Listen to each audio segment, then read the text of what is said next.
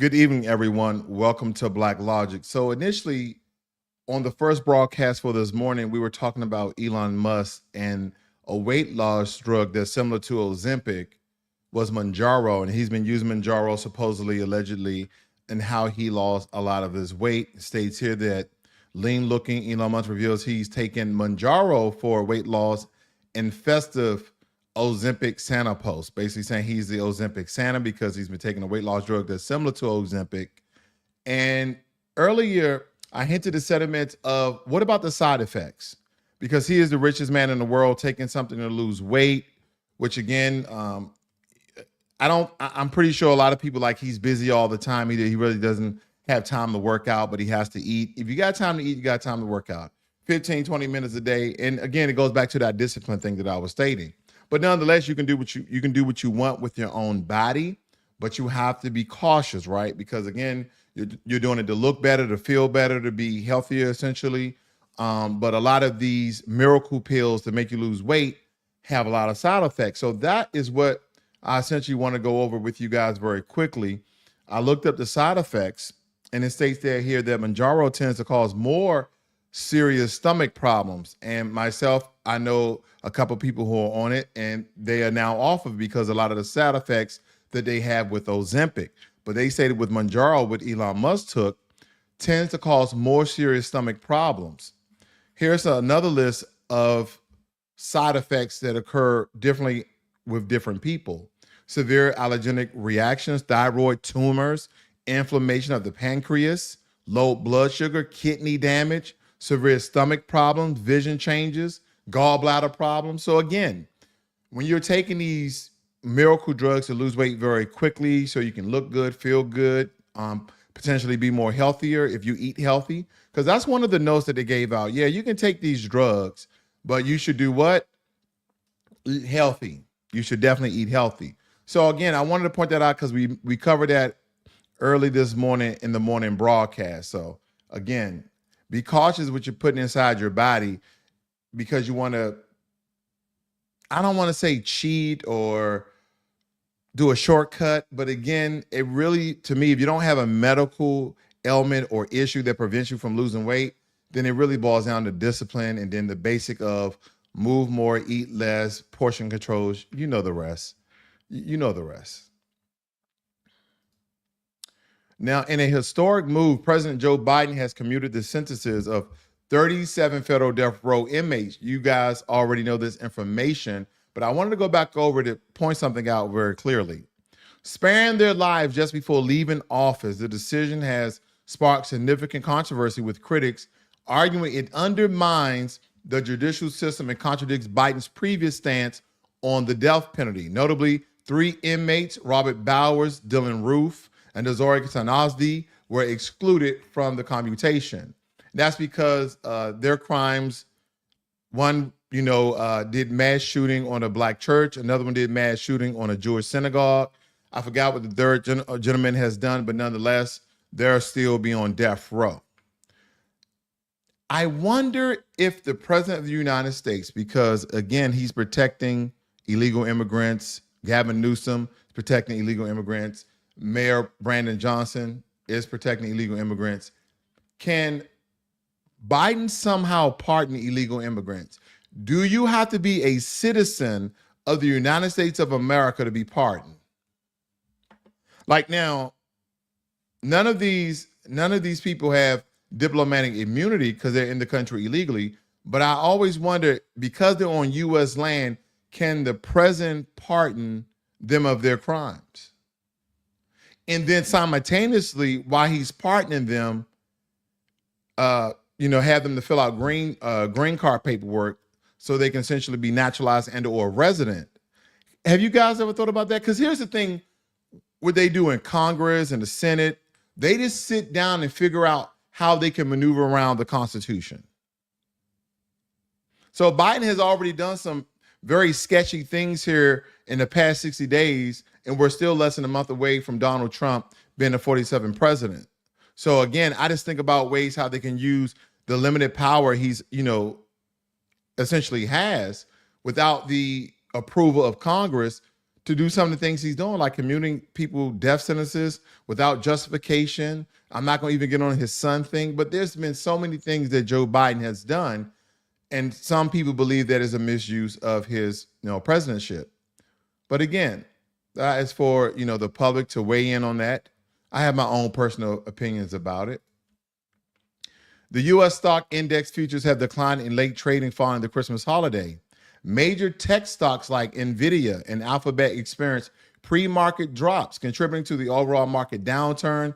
Investors are now looking ahead to the Santa Claus rally, a pattern of market strength typically observed during the final days of December and early January. Yeah, a lot of tech stocks are going to fluctuate throughout the year just because, especially the Feds raised the rate to 4.5 or to 4.6.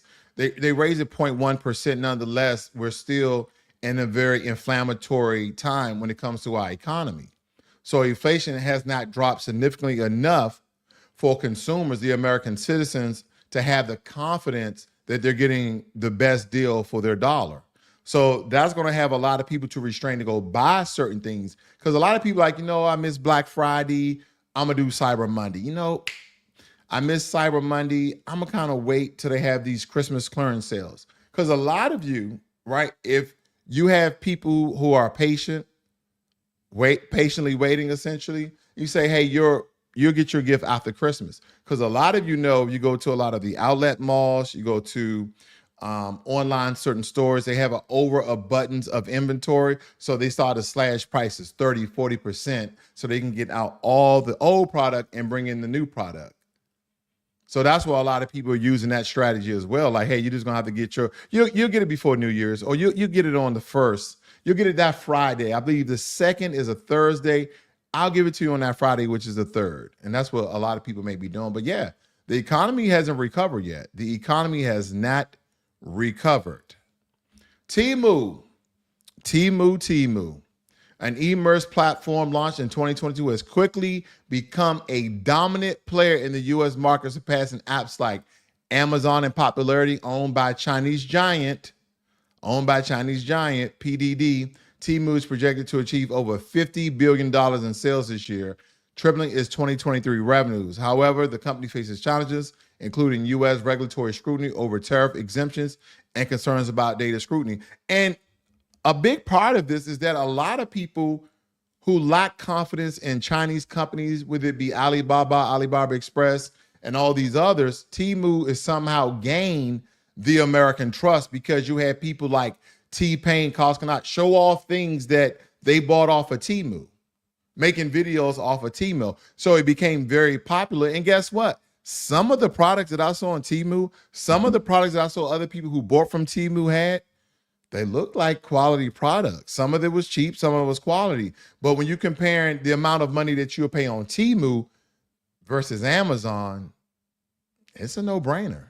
So that's why a lot of people are moving to Temu. The recent election has resulted in a significant shift in American politics, with Donald Trump's victory and Republican dominance in both the Senate and House.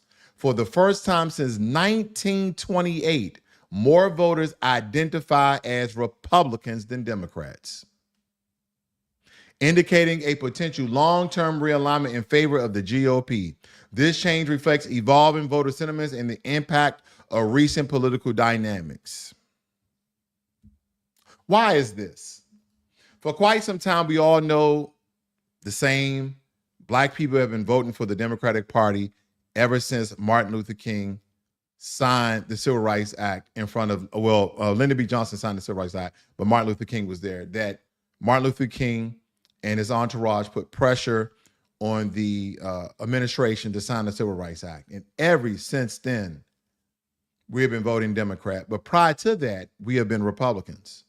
See, a lot of the liberal things that have been pushed to Black folk, they kind of wielded and crowbarred that in with other causes that made Black people feel heart-wrenching about certain situations, and then made us our attention, our power, our strength to galvanize behind other causes that we never really believed in, that we never really followed. Let's just be real with it. Let's take the cop off. We have homosexuality in the Black community just as well as any other community. But the one thing that you and I already know is that we never push that onto the kids. And when you start having these very controversial books and people show up in grade school to give our youth drag queen shows, to have these very ideological, sexual and manner books inside of our schools, yeah, that's when you're going to start to lose a lot of black folk. Because one thing, just don't mess with the kids, but you start messing with the kids. See, people can get over if Kamala Harris was black, white, Indian, Irish, Jamaican, doesn't matter. At the end of the day, identity politics never was a thing. It really depends on the policies that they're actually going to try to get passed. So the whole identity politics, you're not going to vote for the Sixer girl. Yeah, that made some headways every now and again. But at the end of the day, if you can convince black folk that we're going to make your communities better, the meager resources that we already allocate to you guys, when the migrants came in, those illegal immigrants came in and we shut down your community centers, we asked you to use your churches. No. As a matter of fact, we're going to build you a state-of-the-art community center and we're going to make it bigger. We're going to have after-school programs and it's going to be federal and state funded. Then you would have had every black person to vote for you. But they didn't do that. So believe it or not, and I'm speaking to a lot of us, believe it or not, when you comb through and you jot down essentially the way we think about things, not stating that we are Republicans. I'm not associating us with a political party. I'm associating with a mindset. A lot of black people, believe it or not, are very, very conservative because we believe in and we have this sort of traditionalism about ourselves.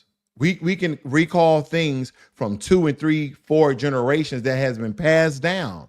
We're very traditional, believe it or not. And then that makes us, in some instances, very conservative. Doesn't mean you're a Republican, doesn't mean that you're a Democrat, but your mind state makes the difference. So when it comes to this is no news to me that a lot of Americans are now really championing Donald Trump's win behind the Republican Party. I don't know why this was, ever a thing in the first place, because a lot of Americans didn't sign up for that at all. Now, as we approach 2025, several technological advancements are on the horizon. All agents are expected to perform more complex tasks because AI is going totally bonkers, enhancing daily convenience, improvements in weather forecasting, cleaner energy for data centers, and the emergency of self-driving taxis are also anticipated.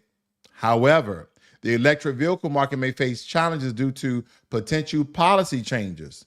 They're gonna have to watch out for that because what coding, other than GPS, a couple of sensors, are they using to navigate your electric vehicle autonomously without your interference of driving? Are they going to start implement AI inside of autonomous driving, where not just setting a point, but you can have a conversation like, you know what? Is it quicker to go to the store now or go to the store later? Based upon current traffic, information or controls, the best thing to do is go back home or something like that. I don't know what they're going to do with it, but it wouldn't surprise me if they start to have some sort of role play when it comes to electric vehicles. And I'm referencing AI, artificial intelligence. I don't know. The advancement is definitely there. But is it safe? And that's what most of, I believe, consumers want to know. Now, Hudson Joseph Meek, a 16-year-old actor known for his role in Baby Driver, has tragically passed away after falling from a moving car in Alabama. Now, he succumbed to his injury 2 days later. Tributes describe him as a vibrant and dynamic individual, and his family plans to establish a scholarship in his memory. And I didn't comb through this story in depth because I was just trying to get your reaction on this. Do you guys know any more about this story? I wonder how he fell from a moving vehicle, unless it was a pickup truck, him and his buddies in the back, maybe sitting down, hit a bump, maybe they're joking around. I don't know. But again, I didn't want to speak on it, but it keeps stating that he fell from a moving vehicle. There's really no details. Look at this. They give you all the information of his pictures, who he is, but again, They give about his background. They talk about his movie credentials, his portfolio of work, but they really not giving too much information. So I wanted to know if you guys knew more about that. Please post that in the comments below. I will appreciate that. Now, this is crazy. Donald Trump is set to reinstate the famous Diet Coke button in the Oval Office as it returns to the White House following Joe Biden's exit. Now, the button, which summons a butler to deliver Trump's preferred beverage, was removed during Biden's administration. As the transition occurs on January 20th of 25, the White House will begin reverting back to his appearance from Trump's first term, including various furniture arrangement and portraits. This swift reversion makes a continuation of the tradition of a peaceful transfer of power, although this time it will likely attract additional scrutiny due to the recent debate surrounding presidential handling of classified documents. Please, nobody's worried about it anymore. No one's talking about the unclassified documents that Joe Biden and Donald Trump had at their potential homes. But the funny thing about this is that they had a Coke button. Now, it necessarily wasn't Diet Coke or Coke. It was really any beverage was the favorite beverage of the president. Like maybe one of your favorite drinks is Mr. Pibb or Mountain Dew or something. He had a button on his desk and a butler brings him that drink. Now, I'm all for it. I'm all for it. You're the president of the United States. Every second must mean something. So be it. And guess what? You're the president of the most powerful country in the world. You got to have a perk. Can he have a perk? And that's for any president. Joe Biden, I don't know why Joe Biden took it out. Or was it Kamala Harris? We don't need no damn Coke button in here. Ain't nobody privileged. You're the president of the United States. You can have a Coke button, okay? You can have a Coke button. You can have Monocle whiskey. Never mind. I was going to go somewhere else with that. I'm just joking. I'm just joking. I didn't mean it. I promise you.